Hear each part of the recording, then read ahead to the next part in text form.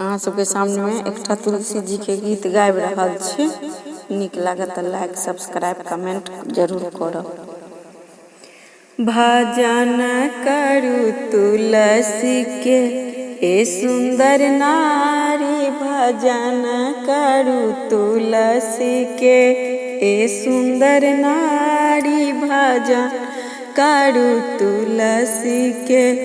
बर रे जतन सा हम सासु सेवा केलहुँ, बर रे जतन सा हम सासु सेवा केलहुँ। सेहो सासु का देलखिन, सेहो सासु का देलखिन एक मुँह दुहारी, भजन करू तुलसी के ए सुंदर नारी, भजन कर तुलसी के। बर रे जतन सा हम स्वामी सेवा केलहुँ, बर रे जतन सा हम स्वामी सेवा केलहुँ।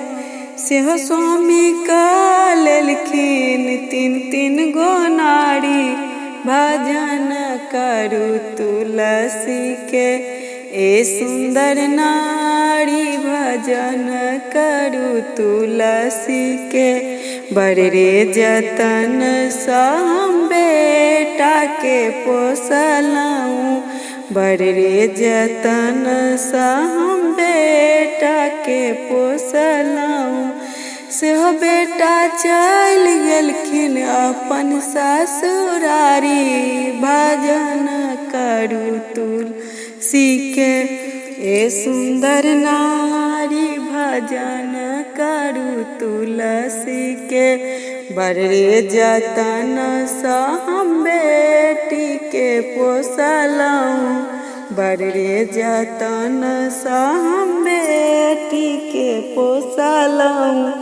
सेहो बेटी चल गेलखिन अपन ससुरारी, भजन करू तुलसी के ए सुंदर नारी, भजन करू तुलसी के ए सुंदर नारी।